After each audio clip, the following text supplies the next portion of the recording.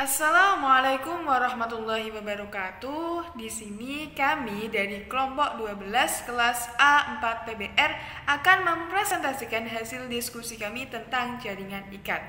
Kelompok 12 terdiri dari Fenty Zuslia NIM 12, Aqidatun Nisa NIM 25, dan Anissa Widya NIM 38. Oke, langsung saja kita menuju kepada materi. Nah, yang pertama kita akan membahas tentang pengertian dari jaringan ikat. Nah, teman-teman pasti tahu ya, jaringan ikat itu apa? Nah, tapi di sini saya akan mencoba mengulas kembali apa sih itu jaringan ikat. Nah, teman-teman harus tahu bahwa jaringan ikat adalah jaringan yang menghubungkan antara jaringan yang satu dengan jaringan yang lain.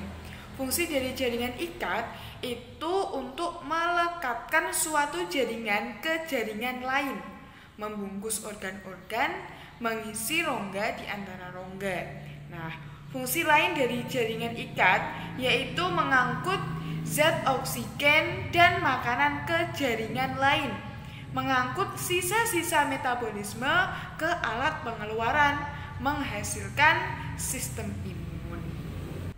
Oke, selanjutnya kita akan membahas tentang komponen jaringan ikat. Nah, di sini ada dua, yaitu sel sama serabut serat. Nah, untuk yang sel itu terdiri dari fibroblast, makrofag, sel Mars, sel lemak, leukosit, dan untuk yang serabut serat itu terdiri dari serat kolagen, serat elastis, dan serat retikuler. Nah, selanjutnya membahas tentang komponen jaringan ikat di bagian sel. Nah, sebelumnya saya jelaskan terlebih dahulu untuk sel itu penyusun jaringan ikat itu berasal dari sel mesenkim, yaitu penyusun jaringan mesenkim pada awal kehidupan embrio. Nah, macam-macam sel penyusun dari jaringan ikat itu terdiri dari fibroblast, makrofag, sel Mars, sel lemak, dan leukosit. Nah, kita akan bahas tuntas dari fibroblast, makrofag, sel Mars, sel lemak, dan leukosit apa itu sih. Nah, kita coba bahas ya teman-teman.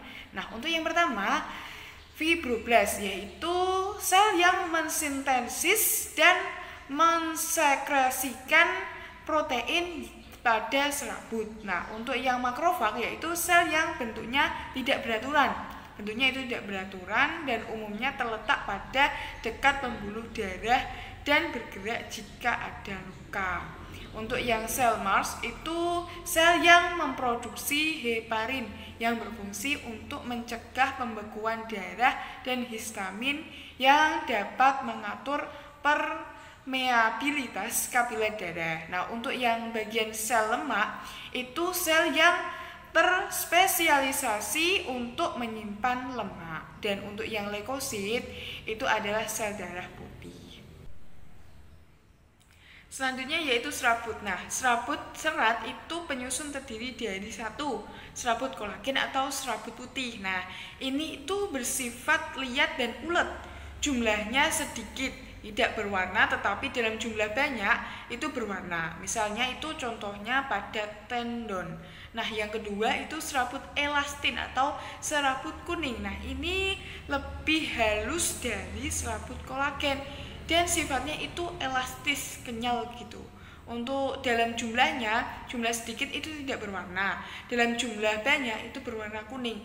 Misalnya itu contoh pada bantalan lemak dan pembuluh darah ligamen. Nah, yang ketiga itu serabut retikuler. Nah, itu serabut halus dan bercabang berbentuk seperti jala. Bentuknya itu seperti jala untuk yang serabut retikuler. Dan fungsinya itu menghubungkan jaringan ikat dengan jaringan lain. Misalnya itu sistem saraf. Selanjutnya macam-macam jaringan ikat. Nah, jaringan ikat sebenarnya bisa dibedakan. Yang pertama yaitu jaringan ikat padat. Nah, jaringan ikat padat ini strukturnya serat-seratnya itu padat, terus teratur, berkas kolagen tersusun teratur ke satu arah. Misalnya itu contohnya pada tendon. Nah, jaringan ikat padat ini teratur, berkas kolagen itu menyebar membentuk anyaman. anyamannya itu kasar yang kuat, misalnya lapisan bawah dermis kulit. Nah, jaringan pada ikat padat itu fungsinya menghubungkan tulang dengan tulang dan otot dengan tulang. Nah, ini contoh dari jaringan ikat padat teratur pada tendon. Bisa dilihat sama teman-teman, gambarnya seperti ini. Baik, demikian presentasi dari saya. Selanjutnya akan dipresentasikan oleh Mbak Aqidatun Nisa. Kepada Mbak Aqidatun Nisa, saya persilahkan.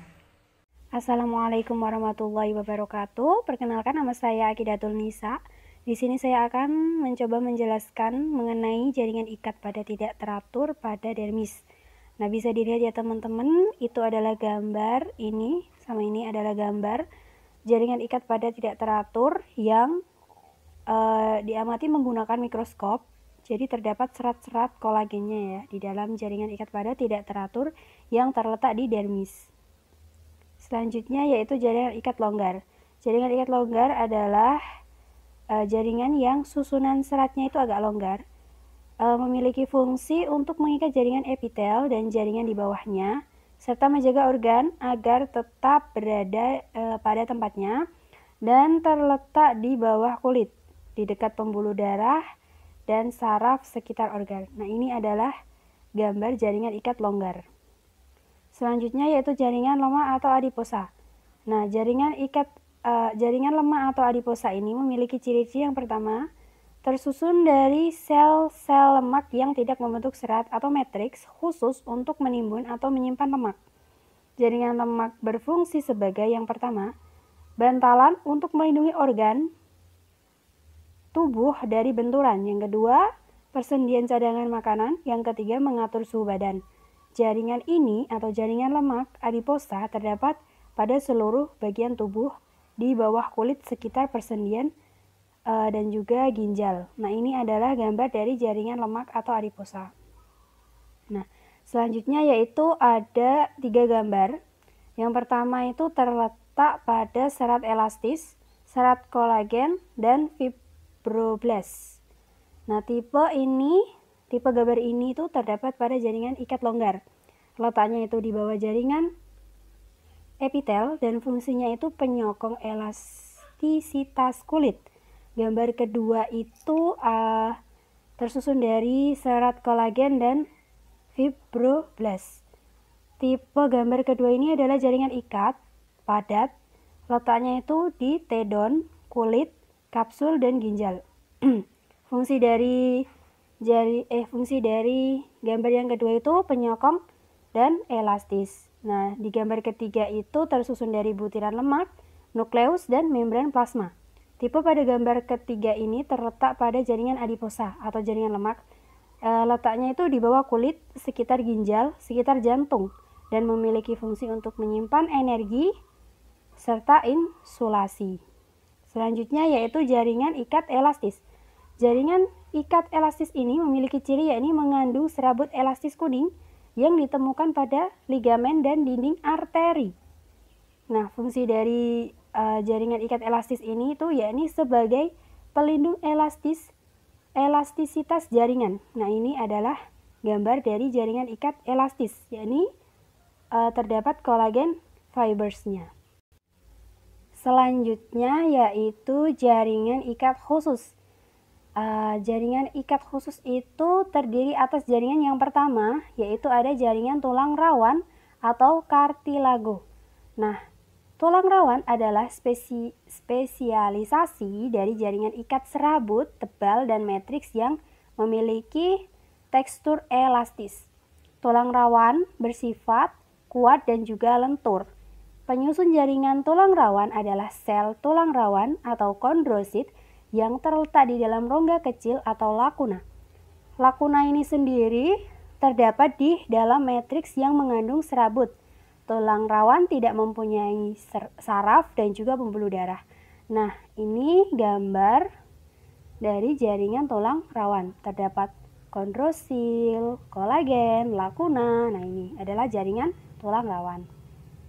Selanjutnya, tulang rawan itu dibedakan menjadi 3 macam ya, yang berdasarkan matriksnya. Yang pertama ada tulang rawan hialin. yaitu yang pertama ada tulang rawan hialin, yaitu mengandung serabut kolagen halus berwarna bening kebiruan. Nah, tulang rawan hialin ini terdapat pada cakra epifisis, ujung tulang rusuk permukaan tulang di daerah persendian. Yang kedua adalah tulang rawan elastis yang mengandung serabut elastis dan serabut kolagen. Terdapat pada daun telinga, epiglotis, dan bronchiolus. Yang ketiga adalah tulang rawan fibrosa. Nah, ini mengandung serabut kolagen yang padat dan kasar. Terdapat pada simfisis pubis. Yang selanjutnya yaitu jaringan tulang sejati atau osteon. Nah, jaringan tulang sejati atau osteon ini merupakan jaringan ikat yang mengandung mineral, disusun oleh sel-sel tulang atau osteosit. Osteosit berasal dari sel induk tulang atau osteoblast. Osteosit terletak pada lakuna. Osteosit tersusun dalam lapisan konsentris yang disebut lamela. Osteosit satu dengan lainnya saling berhubungan melalui kanalikuli. Osteoklas berfungsi merobak tulang serta mengatur bentuk tulang. Nah, ini adalah gambar struktur tulang sejati. Itu ada yang A ini itu tulang lengan. Yang B ini itu sistem Hebers, dan yang C ini adalah penampang melintang jaringan tulang atau osteon. Nah, ini tuh tersusun dari ada lamela, serat Harvey, dan sebagainya.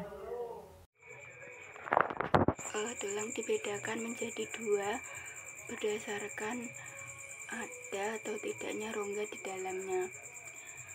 Yang pertama, tulang kompak. Tulang kompak ini terdapat sistem Havas yang terdiri dari 4-20 lamela Havas yang tersusun konsentris mengelilingi saluran Havas. Sistem Havas ini merupakan unit penyusun tulang. Saluran Havas mengandung pembuluh darah dan saraf sebagai penyuplai nutrien untuk menghidupi tulang tersebut. Yang kedua, tulang spons.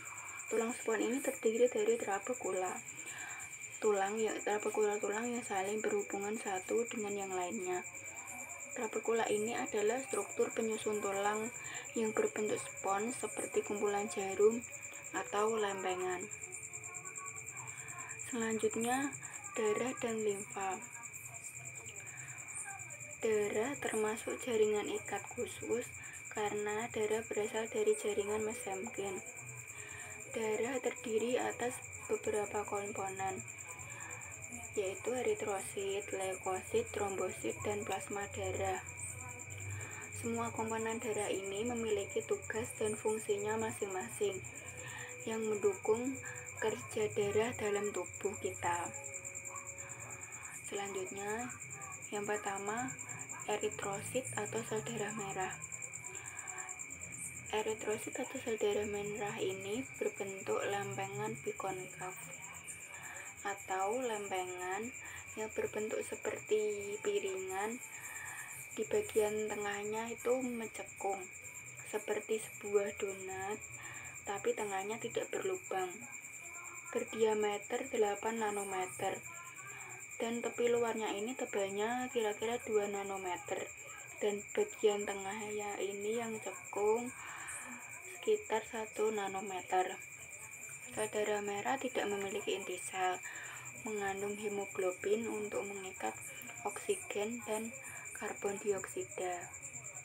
Selanjutnya, leukosit atau sel darah putih.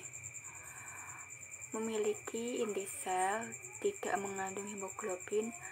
Fungsi dari sel darah putih ini sebagai pertahanan tubuh kita.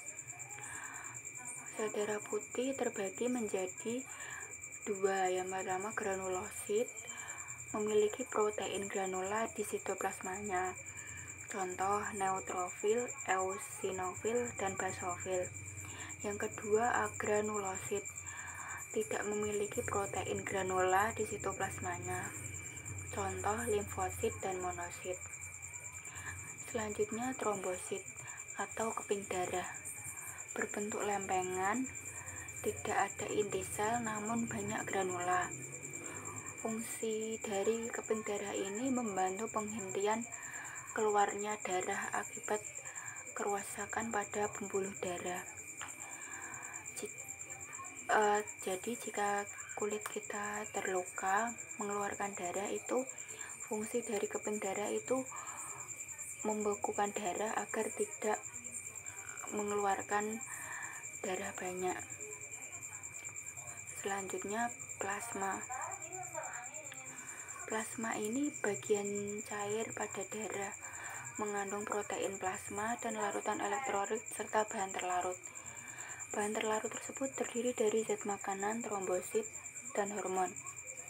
Protein plasma terdiri dari albumin, globulin, fibrinogen. Selanjutnya limfa. Limfa itu adalah cairan yang dikumpulkan dari jaringan-jaringan dan kembali ke aliran darah. Sel limfosit ini merupakan salah satu jenis sel darah putih atau leukosit yang berfungsi sebagai penghasil antibodi bagi tubuh kita. Komponen seluruhnya berupa limfosit dan granulosit, neutrofil, contohnya neutrofil, eosinofil, dan basofil. Ini ya contoh gambar dari aliran darah kita yang terdiri dari komponennya sel darah merah, kapiler, sel darah putih, dan limfa. Sekian dan terima kasih.